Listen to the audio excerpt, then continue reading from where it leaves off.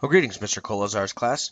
We're going to continue now in section 4-3, and we're going to look at the idea of how atoms differ from one another. And a couple of the key ideas we're going to talk about in the second section are what are isotopes, and then we're going to be in this part looking at calculating the number of electrons, protons, and neutrons in an element, and we're going to be talking about the information mass number and atomic number. Now, as we look at this, what we're going to look at is why one atom differs from another element. So what makes one different than the other? To do that, overall, why atoms differ. Now, the overall beginning charge of an atom is going to be neutral. And the reason why each element is different is because of the number of protons. This protons gives us what type of atom or element we have is by the number of protons.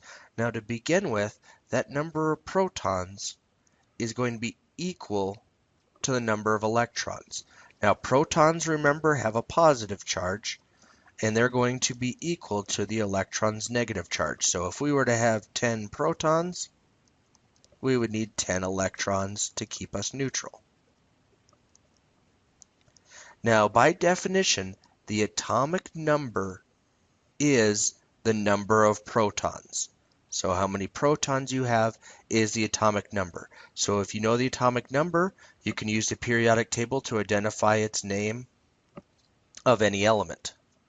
So the atomic number, by definition in your notes, I got kind of one box for an equation. The atomic number is the number of protons. So by definition, that's what the atomic number is.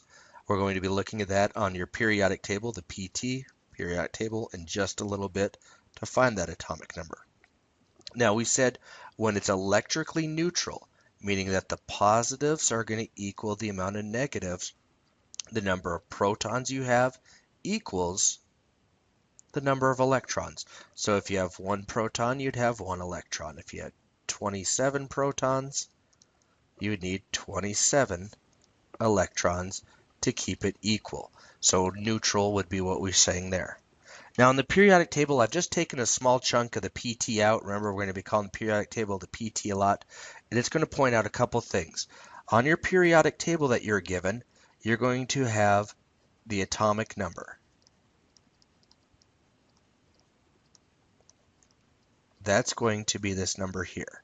So 5, 6, 7, 8, 9, 10. Skipping around 13, 14, 15.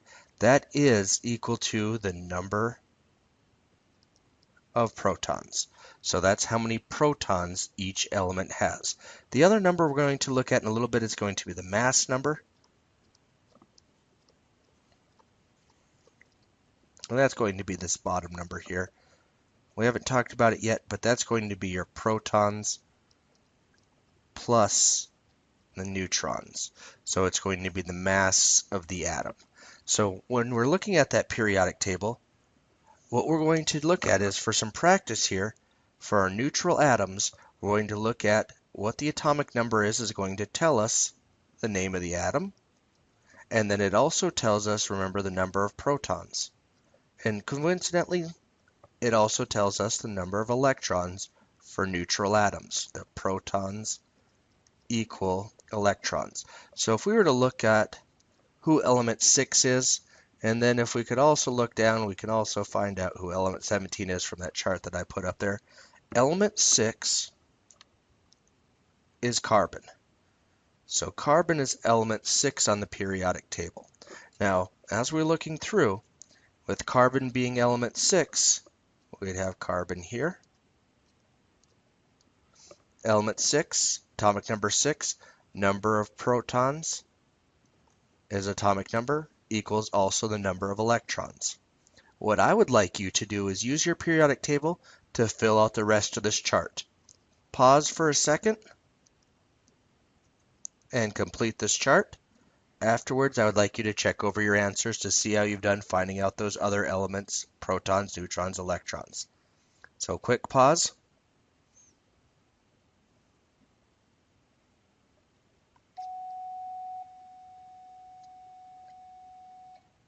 Now as you look over each one, sodium is element 11, so it has 11 protons and 11 electrons. Iron, element 26, number of protons 26, so number of electrons 26. And if you give number of electrons 17, you could find number of protons, atomic number, and from there the identity of that element. We'll stop there and we're going to pick up with isotopes in just a minute.